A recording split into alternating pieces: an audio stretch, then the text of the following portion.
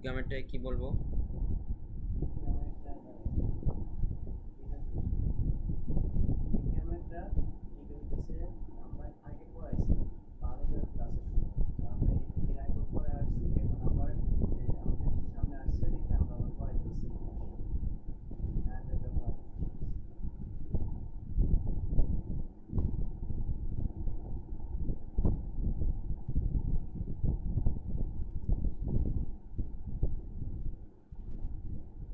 আসসালামু আলাইকুম ওয়া রাহমাতুল্লাহি ওয়া বারাকাতুহু।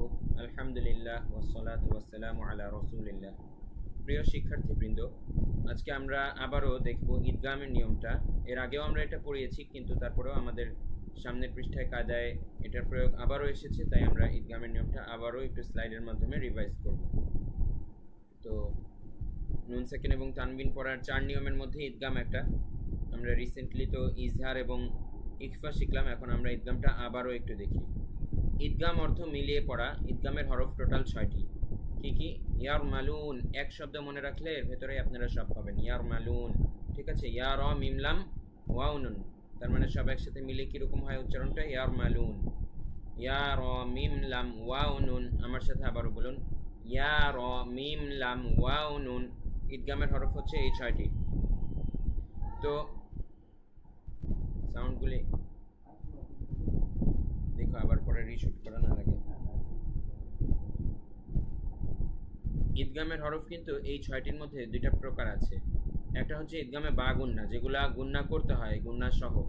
আর একটা হচ্ছে ইদগামে বেলা গুন্না, মানে গুন্না করতে হয় না।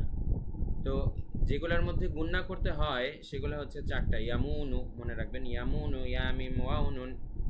ইদগামের হরফ এই 4টার মধ্যে গুন্না করতে হবে। আর বেলা গুন্নার হরফ হচ্ছে 2টা, র এবং লাম, এগুলোর মধ্যে গুন্না করতে হয় না। তো এগুলার প্রয়োগ আসুন আমরা দেখি। ইদগামে বা গুন্নার 4টি হরফ হচ্ছে ইয়ামিম, ওয়াউনুন। গুন্না সহ মিলিয়ে পড়তে হয় ইদগামে এই হরফগুলো আসলে, ইদগামে বা গুন্নার হরফ আসলে। তো নিয়মটা দেখুন, বুঝিয়ে বলছি।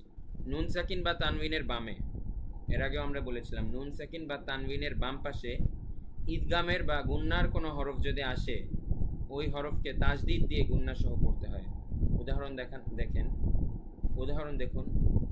ফামান নাকাসা মান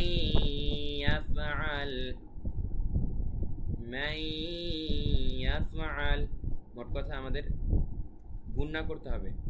এরকম নুন সাকিনের বাম পাশে যদি ইয়া নুন, এরকম নুন সাকিনের বাম পাশে যদি ইয়ামিম, ওয়াউনুন এগুলো আসে, তখন আমাদের গুন্না করতে হবে। মিম আর নুনের উপরে তাজদিদ আসলে তো এমনিতেই আমরা গুন্না করি, সেটা তো আশা করি আপনারা আগে থেকেই জানেন, বলেছি। কিন্তু খেয়াল রাখবেন, ইয়া এবং ওয়াও যদি আসে নুন সাকিনের পাশে অথবা তানবিনের পাশে, ইয়া ওয়াও এগুলো আসলে একটু গুন্না করতে হবে, মাইয়াফআল, এভাবে। তারপরে আরো উদাহরণ দেখাচ্ছি। আচ্ছা, আরো উদাহরণ দেখাচ্ছি, এই কথাটুকু কাট হবে এডিটর। আমি আবার বানান করে বলছি, দেখুন। ফা জবর ফা, মিম নুন জবর মান, ফামান। নুন জবর না, কাফ জবর কা, সা জবর সা, নাকাসা, ফামান নাকাসা। মিম ইয়া জবর মাই, ইয়া ফা জবর ইয়াফ, মাই ইয়াফ। আইন জবর আ, লাম পেশলু, আলু, মাই ইয়াফআলু। তো আশা করি বুঝতে পেরেছেন। ইদগামের এই 4টা হরফ যদি আসে নুন সাকিন বা তানবিনের বাম পাশে, তাহলে আমরা একটু গুন্না করব। এখন দেখুন, ইদগামে বেলা গুন্না, এই 2টা হরফ যদি নুন সাকিন বা তানবিনের পাশে আসে বাম পাশে, তাহলে আমরা কোনো গুন্না করব না। এটাই হচ্ছে নিচের এই নিয়মটা। নুন সাকিন বা তানবিনের বামে ইদগামে বেলা গুন্নার এই 2 হরফ যদি আসে, তাহলে আমরা তাজদিদ দেব ঠিকই, কিন্তু গুন্না করব না। যেমন দেখুন, গফুরুর রহিমা। দেখুন, এই যে তানউইনের বাম পাশে ইদগামে বেলাগুন্নার হরফ র এসেছে, ঠিক আছে। তানউইনের বাম পাশে র এসেছে, যার কারণে আমরা এতে তাজদিদ দিয়েছি। তাজদিদটা আগে থেকেই দেওয়া থাকবে, আপনাদের কষ্ট কম হবে, সমস্যা নেই। বাট এখানে কোনো গুন্না হবে না। গফুরুর রহিমা, এখানেও একই। নুন সাকিনের বাম পাশে দেখুন লাম এসেছে, যা কিনা একটি ইদগামের হরফ। ইদগামে বেলা গুন্নার হরফ র এবং লাম, তাই এখানেও কোনো গুন্না হবে না।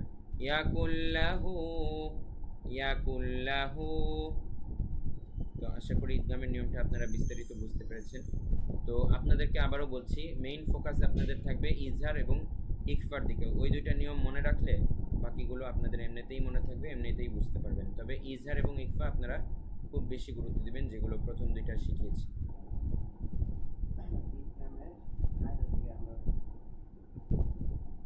তো সর্বশেষ আমরা এখন নিয়মগুলো স্লাইডের মাধ্যমে আবার রিভাইজ করলাম। বিস্তারিত সামনে আমরা কায়দার থেকে এর প্রয়োগগুলো দেখতে পাবো।